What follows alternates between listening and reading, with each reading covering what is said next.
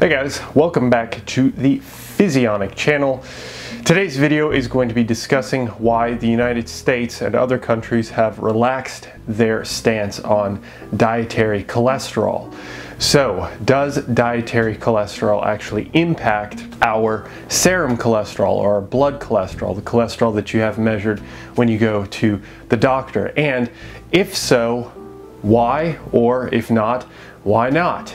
We'll go into the physiology as well in this video. And with that said, in a short, sweet, science-based video, let's get started.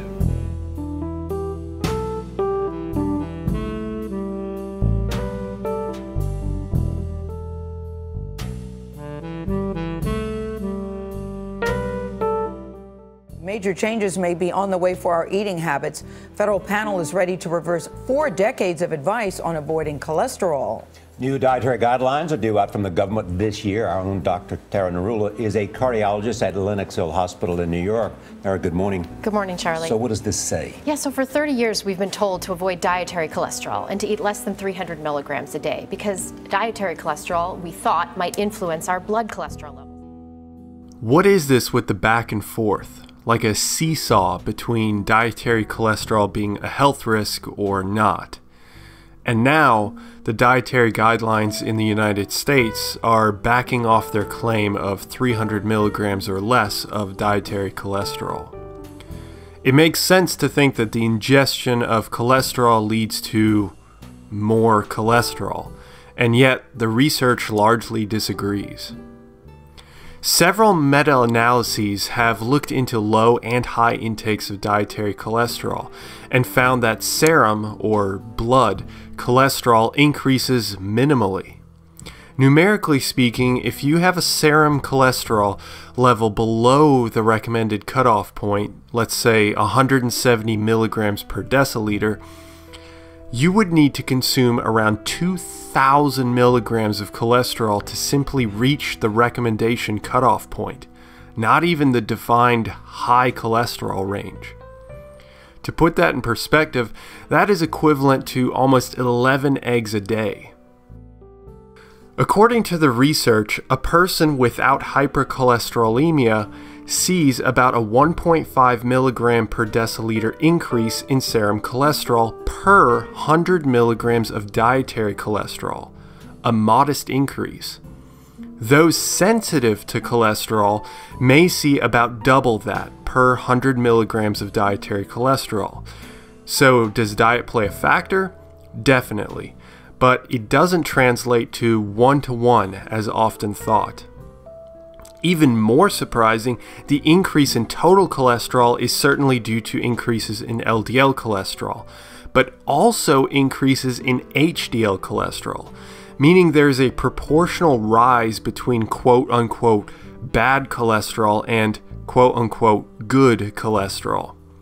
The reality is, your body, unless you have a genetic distinction, is quite capable of regulating your cholesterol levels, assuming other aspects of your nutrition and health are where they should be. If you have high serum cholesterol, your body will reduce the absorption of cholesterol in the duodenum through to the ileum.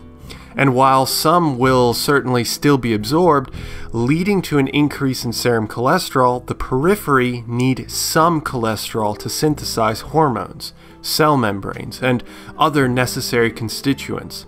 So they take in LDL particles to gather necessary cholesterol.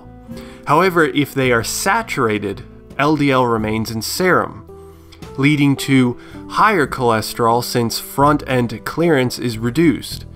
With nowhere else to go, LDL particles return to the liver, attached to liver cells, sending a feedback mechanism to the liver to knock down its production of cholesterol. This action alone severely cuts down on cholesterol concerns, as the primary site of cholesterol origin is in the liver. Additionally, the absorption of dietary cholesterol is not only sent to the liver to form LDL particles, but can be packaged in the intestine into HDL. However, the liver is also keen to synthesize its lipoprotein as HDL goes to the periphery and really everywhere in the body and picks up excess cholesterol. Then returns to the liver to deposit this free cholesterol packaged inside the lipoprotein.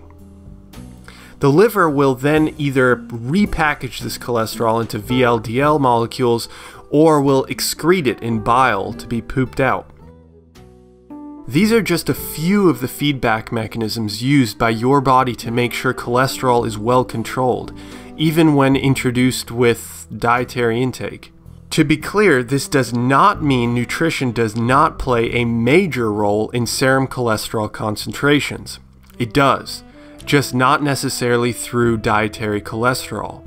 So, while dietary cholesterol is a factor, it is rather minor. And if you are in good health and have good serum cholesterol numbers, you needn't worry over your cholesterol intake. If you are cholesterol sensitive, meaning one or several feedback mechanisms do not work as well, you may want to continue to watch your dietary cholesterol. But rest a little easier, because your body still has your back. So there you have it. To wrap up, does dietary cholesterol necessarily affect you? Well, that depends on your situation. Do you already have high cholesterol, for example?